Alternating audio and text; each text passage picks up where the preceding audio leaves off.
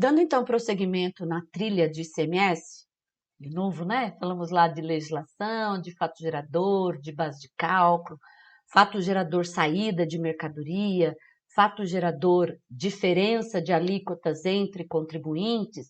E neste momento vamos falar então das alíquotas, as alíquotas internas e as alíquotas interestaduais do ICMS. Vejam só, o ICMS, princípio constitucional, né? um pilar constitucional da seletividade, da essencialidade do ICMS. Então, dentro de cada estado, o próprio estado vai ter a liberdade de tributar produtos e serviços ao seu bel prazer. Aqui em São Paulo, nós temos alíquota de 7, de 12, 18, 20, 25 e 30. Só lembrando para vocês que estão aqui no estado de São Paulo, nós tivemos em 2020 a publicação de um pacote fiscal. E nesse pacote fiscal, né, o estado de São Paulo majorou a carga tributária de alguns produtos. Então, a alíquota de 7 passou para uma carga tributária de 9,4. A alíquota de 12 passou para uma carga tributária de 13,3. Então, eu recomendo que vocês depois deem uma olhadinha na legislação para dispor quais são, né? E essa legislação, entre os artigos 52 e o artigo 56, vocês vão encontrar lá quais são as alíquotas e cargas tributárias de vários produtos. Fez uma operação pente fino, fez uma peneira lá, não encontrou o seu produto naquelas cargas tributárias ou naquelas alíquotas específicas, é porque então o seu produto vai ser tributado internamente em São Paulo em 18%, tá? O artigo 52, inciso 1 do nosso regulamento paulista vai dispor isto. As alíquotas do imposto, salvo as exceções, e ele vai dar estas exceções, e ele diz assim, no inciso 1, nas operações internas, ainda que iniciadas no exterior, 18%. Então, dentro do estado de São Paulo, vocês vão encontrar as mais variadas alíquotas e cargas tributárias. Já nas operações interestaduais, eu tenho resolução do Senado Federal. Resolução do Senado Federal de número 22 de 89, para dispor das operações saídas interestaduais com destino, né, a pessoas localizadas na região Norte, Nordeste, Centro-Oeste e o Espírito Santo. Estas operações, produto nacional, 7%. Também pela resolução 22 de 89, quando eu estou realizando saídas cujos destinatários estão localizados na região Sul e Sudeste, produto nacional, 12%. Agora, se for produto importado com similar nacional, não interessa a localização do destinatário, a alíquota do ICMS, de acordo com a resolução 13 de 2012, esta alíquota do ICMS vai ser de 4%, ok? Então, isso vai ser muito importante, a alíquota interna e a alíquota interestadual, para que nós, neste momento, falemos da emenda constitucional 87. Na nossa trilha de ICMS, eu não vou abordar a polêmica que houve com relação à entrada, à exigência da emenda constitucional 87 agora em 2022, tá?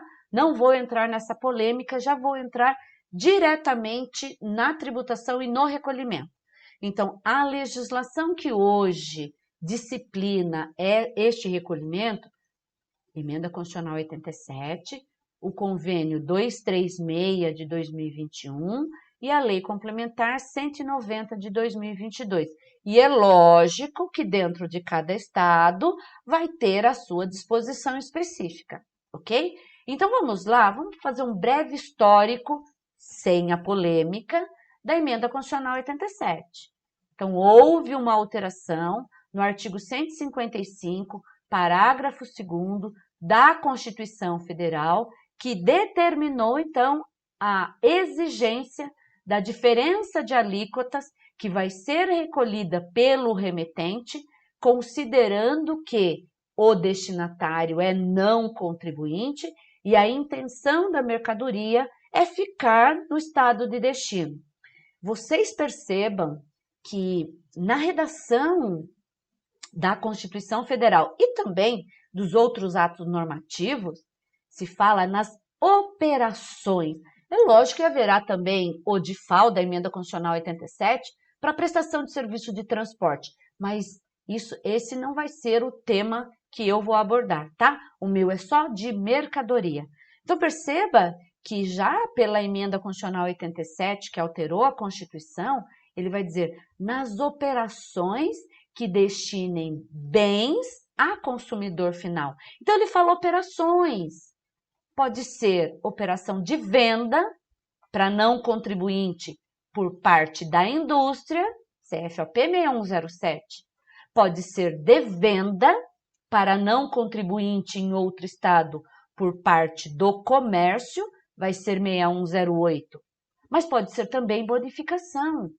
Bonificação, doação e brinde numa operação interestadual cujo destinatário seja não contribuinte, o remetente RPA, ele deverá recolher esta diferença de alíquotas. 6.911. Sandra, mas 6.911 não é amostra grátis? E toda amostra grátis, Sandra, não é amparada pela isenção? Eu vou dizer, não. Pode existir amostra grátis que não esteja amparada pela isenção, tá bom? Porque a amostra grátis que é amparada pela isenção, dá uma olhadinha lá no anexo 1 do Regulamento Paulista, artigo 3º, que vai dizer, olha, a amostra grátis com isenção é aquela em diminuto ou nenhum valor comercial, né? Até 20% da menor embalagem de apresentação. Esta pode sair com isenção. Agora, se eu mando uma amostra grátis em tamanho normal, cuja operação interestadual terá tributação e o destinatário é não contribuinte, opa, tenho eu, RPA, que realizar o recolhimento do DIFAL da Emenda Constitucional 87. Eu serei o responsável. Isso é previsão lá da Constituição Federal, artigo 155, né? O parágrafo 2º, só que o inciso 8º é o remetente. O remetente, só o RPA Simples Nacional, por enquanto, não está nesta exigência, tá? Então, é só o RPA que, ao realizar estas operações interestaduais com não contribuintes, é ele que vai ter que recolher essa diferença de alíquotas. E aí vem mostrando para vocês o convênio 236 de 2021, que ele vai dizer também, ele vai enfatizar, está lá na cláusula primeira, parágrafo 1º. Olha, vai ser o remetente. O remetente é RPA. É ele que vai ser o responsável por este recolhimento desta operação interestadual cujo destinatário é não contribuinte. Como que é o cálculo, Sandra? O próprio convênio, na cláusula 2ª, vai dispor. Isso é base única, nós vamos ver, né? Estará lá na lei complementar. E o próprio convênio 236 vai dizer, olha, se o remetente da mercadoria... Então, ele diz lá, cláusula 2ª, nas operações, prestações eu não estou falando, hein? Nas operações de que trata este convênio, o contribuinte, então é sempre contribuinte, né? E contribuinte RPA, que as realizar, deve. Se remetente da mercadoria, vai utilizar a alíquota interestadual, 4, 7 ou 12, contra a alíquota interna do produto no estado de destino, ok? Então, este remetente vai olhar a alíquota interestadual, a alíquota interna do produto no estado de destino e efetuar o recolhimento. Percebam que não é a alíquota genérica do estado. Não é, por exemplo, aqui, a alíquota genérica do estado de São Paulo é 18%. Não é a alíquota genérica, é a alíquota do produto no estado de destino. Você vai pegar o NCM do produto, ou seja, vai pegar a classificação fiscal do produto e buscar no estado de destino qual é a alíquota daquele produto para você fazer o cálculo. O próprio convênio está dizendo, olha, a base é base única. Não, para este caso de diferença de alíquotas, que no mercado em que eu atuo, nós chamamos de DIFAL. No mercado em que eu atuo, chamamos de DIFAL. Tem gente que fala, a diferença de alíquotas da emenda constitucional 87. Tem gente que ainda fala a diferença de alíquotas do ICMS e da partilha. Nós não temos mais partilha, né? O DIFAL deixou de ser partilhado a partir de 2019. 100% dessa diferença de alíquotas é recolhida para o estado de destino. Então, a base de cálculo aqui vai ser a base de cálculo única, não é a base dupla. Como que se recolhe, Sandra? O próprio convênio 236, ele vai dizer, está lá na cláusula 5ª, como que se recolhe essa diferença de alíquotas. E ele vai dispor que pode ser pela GNRE, né? A GNRE é a Guia Nacional de Recolhimento de Tributos Estaduais, ou a guia que o estado de destino vai determinar. Pode ser, por exemplo, o DARGE, o DUA. Cada estado pode determinar uma guia específica que não a GNRE. Sandra, qual é o prazo de recolhimento desta diferença de alíquotas, que é o DIFAL?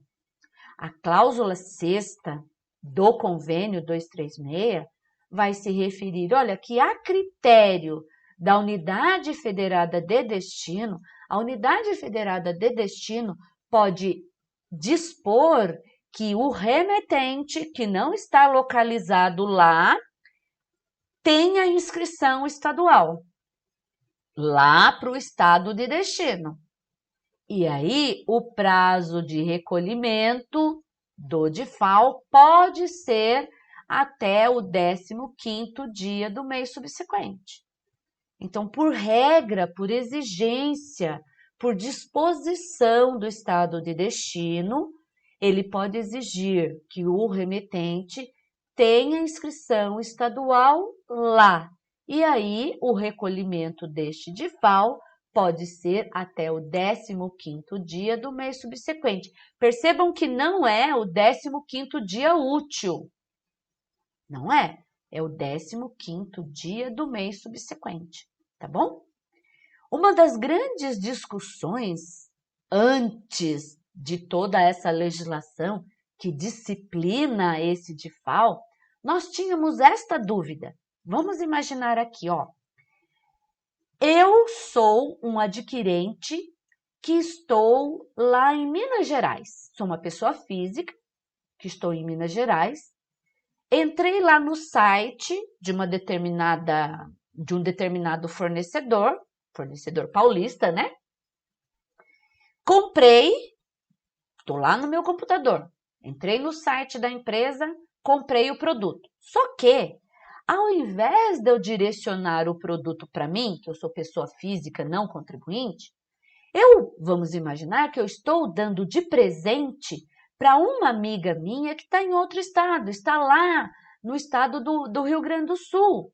Então, eu, Sandra, que estou lá em Minas Gerais, estou comprando de uma loja que está aqui no estado de São Paulo, só que eu estou pedindo para a loja do estado de São Paulo, olha, entrega essa mercadoria para a minha amiga que está lá no Rio Grande do Sul. Pensando então, né, a dúvida que nós tínhamos, para onde vai o DIFAL da emenda constitucional 87? Iria para o adquirente original da mercadoria, que vamos imaginar sou eu, Sandra, que estou lá em Minas Gerais, ou o DIFAL iria para Rio Grande do Sul, onde o destinatário efetivo está. Isso veio esclarecido, né, na Lei Complementar 87 de 96, que teve uma alteração. A Lei Complementar 190 de 2022 alterou o parágrafo 11 do artigo, o parágrafo 7º do artigo 11, para dispor que, naquela situação que eu mencionei anteriormente para vocês, o ICMS ou DIFAL vai ser recolhido para o Rio Grande do Sul.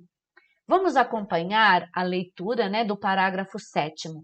Diz assim, olha, na hipótese da linha B do inciso 5 do caput desse artigo, quando o destino final da mercadoria ou bem ocorrer em estado diferente daquele em que estiver domiciliado ou estabelecido o adquirente, o imposto correspondente à diferença entre a alíquota interna e a interestadual será devido ao estado no qual efetivamente ocorrer a entrada física da mercadoria. Então, nesse nosso caso, vou voltar o slide, tá?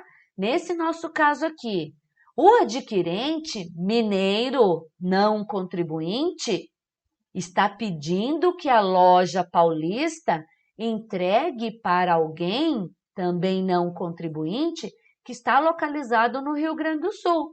Então, por conta da lei complementar que eu citei para vocês, o DIFAL, a diferença de alíquotas, né? O DIFAL, a emenda constitucional 87, vai ser recolhida para o Rio Grande do Sul e não para o estado de Minas Gerais, tá bom? É esse o fundamento aqui para esta questão, que não nas normas anteriores não era claro. Então, vamos lá, fazendo um resumo, porque ó, eu fiz um resumo para vocês da diferença de alíquotas entre contribuintes. Agora, um resumo da diferença de alíquotas que eu aqui, nesse momento da trilha, estou chamando de DIFAL. Vou fazer também um resumo. Então, olha só, o resumo deste DIFAL. Fornecedor enquadrado como RPA. Simples Nacional, não. Simples Nacional não recolhe este DIFAL. Destinatário, então, de uma operação interestadual é não contribuinte. Por isso que lá no início, num dos primeiros módulos da nossa trilha, eu expliquei para vocês o que é ou quem é contribuinte do ICMS. Que não basta ter inscrição estadual para que a gente identifique que a pessoa é contribuinte do ICMS, tá bom? Então, não é o simples fato do destinatário ter, melhor dizendo, inscrição estadual, que eu já posso olhar para ele e dizer, ah, você é contribuinte de ICMS. Não, eu preciso identificar por que ele tem essa inscrição estadual. É por uma exigência do Estado ou porque realmente ele pratica o fato gerador do ICMS? DIFAL, destinatário interestadual, não contribuinte.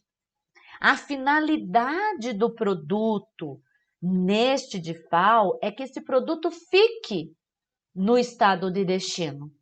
Então, cuidado, aqui já fica uma dica, né? Quando eu faço uma remessa para demonstração, mesmo que o destinatário seja não contribuinte, né? Eu posso fazer uma remessa para demonstração. Essa remessa para demonstração, a minha presunção é que o destinatário não contribuinte queira ficar com o produto, mas pode ser que ele não queira ficar. Mesmo ele não sendo contribuinte, é lógico, né? O Estado de São Paulo também ampliou a suspensão para esta operação interestadual. Então, iria com a suspensão. Mas no caso que eu quero relatar para vocês é que a finalidade primeira, quando eu faço essa operação, é que o produto já na primeira saída já tem a intenção de ficar lá no estado de destino, ok? E quais são as naturezas destas saídas para não contribuinte que localiza-se em outro estado? Pode ser venda, bonificação, doação. Então, ó, de novo, já veio da Constituição Federal que são as operações interestaduais. Não é só na venda que acontece a exigência ou o pagamento do DIFAL da Emenda Constitucional 87? A venda é uma operação comum, rotineira para atividade empresarial. Mas, se for bonificação também e o destinatário for não contribuinte, você tem que pagar o DIFAL. Se for uma doação de mercadoria numa operação interestadual também com não contribuinte, DIFAL vai ser exigido. Então, fica atento, tá? E quem é o responsável por este recolhimento? Sempre vai ser o remetente. Remetente RPA. Então, olha o impacto do destinatário ser não contribuinte para efeito de ICMS. O tanto de coisa que a gente tem que reparar, né? Porque na parte fiscal eu tenho que observar se o destinatário é não contribuinte ou é contribuinte. Se ele não for contribuinte, se o destinatário for não contribuinte e eu, remetente, tiver IPI na minha operação, o IPI vai fazer parte da base de cálculo do ICMS. Se eu, remetente, for RPA numa operação interestadual e o destinatário for não contribuinte, eu vou ter que recolher o DIFAL.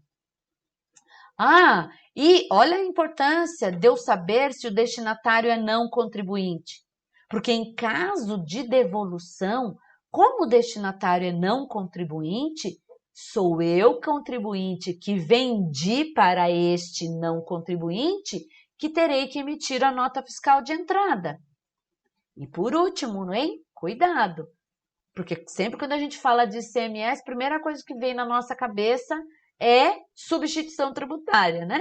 Então, um dos impactos em não ser contribuinte o destinatário é que, em sendo o produto tributado pela substituição tributária e o destinatário for não contribuinte, não se fala em ST, ok? Porque uma das regrinhas da ST, existem várias regras da ST, e de novo eu digo para vocês, aqui na NET Fiscal já tem aula sobre substituição tributária.